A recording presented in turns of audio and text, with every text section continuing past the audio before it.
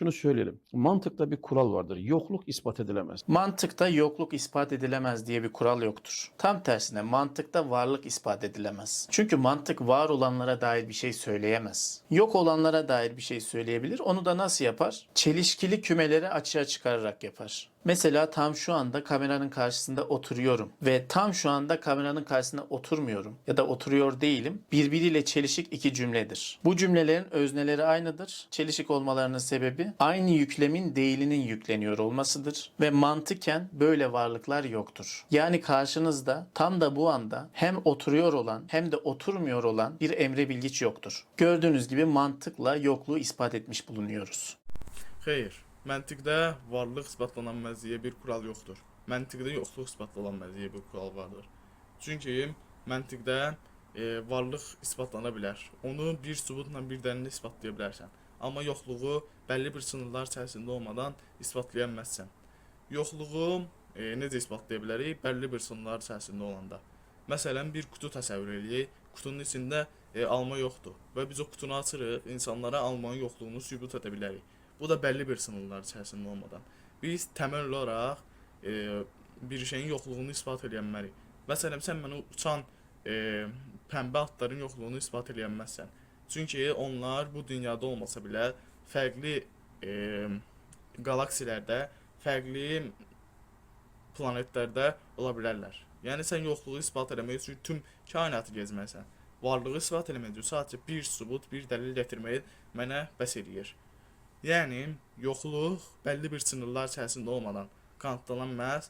Varlıq isə sadəcə bir dəlillə, bir sübutla kanıtlana bilər. İndi sənin yoxluğu ispat elədim deyə bir iddiam var idi. Onu deyim. Sən bu iddiada nə demişdin? Bu iddiada qarşımızda indi həm oturuyor, həm də oturmuyor olan emri bilgiç yox deyə belə mantıqla yoxluğu ispat elədim demişdin. Bu iddia isə yoxluğu ispat eləmədin. Bu iddiada varlıq iddiasının çelişkilərini bizə göstərdin. Yəni ikisi də çelişkili bir iddiadır. Varlıq iddiasındakı çelişki. Bu yoxluq iddiası deyil, varlıqdakı çelişkiləri göstərmə iddiasıdır. Bütün konuşmalarımız yokluk temellidir. Çünkü düşüncelerimizi biz özne yüklem formatı Bizim bütün danışmalarımız yoxluq təməlli deyildir. Bizim bəzi dini və fəlsəfi danışmalarımız yoxluq təməlli ola bilər. Amma bütün danışmalarımız yoxluq təməlli deyil, varlıq təməllidir. ineğe tapıyorum diyebilir. Bu durumda ateist inek yok mu diyecek. Kişi burada ineğe tapanın ateisti ise ineklerin var olmadığını söyleyecektir. Spinoza'ya muhalif bir ateist ise doğanın var olmadığını söyleyecektir. Veya doğada yaratıcı bir güç olmadığını söyleyecektir. Durduk yere ateizm olur mu? Kişi əgər ineyə tapanın ateisti isə, ineyin var olmadığını deyil, ineyin tanrı olmadığını rədd edəcək. Yəni qəbul eləməyəcək.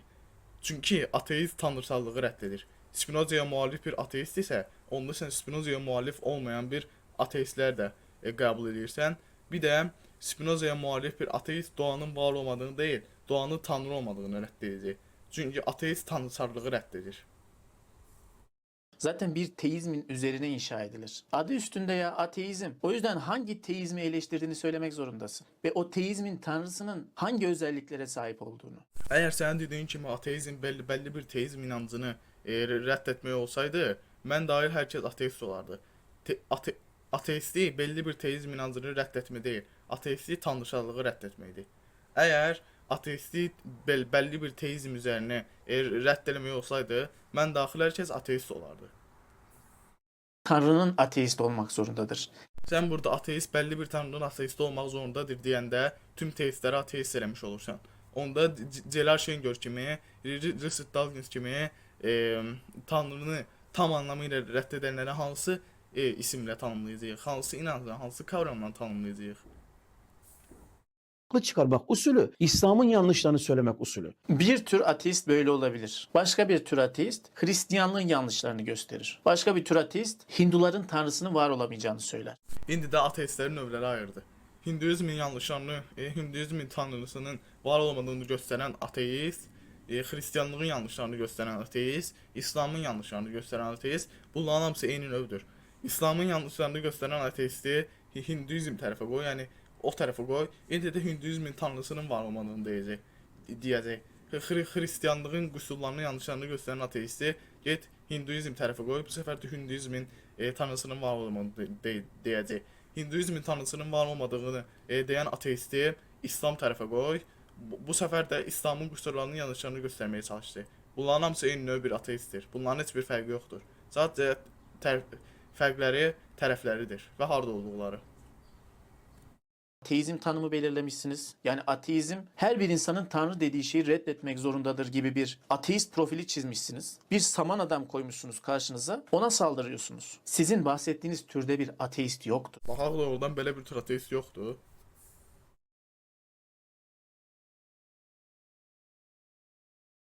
Dostlar, videonun sonuna gəldik. Videoda Philodox'un yanlışlarını göstərdim. İndi sizdən bir ricam var. Mən təzə bir seriyə başlayıram. Biologiya sualları. Siz mənə biologiya suallarınızı atın. Süni intellektdən soruşun ki, biologiya sualları. Mənə biologiya suallarınızı atın. Ən az 3-4 dənə biologiya sualını videoda cavablayım. Fəlsəfi sualları cavab deyə bir serim var idi. Bu da biologiya suallarını cavab deyə bir serim oldu. Var olun.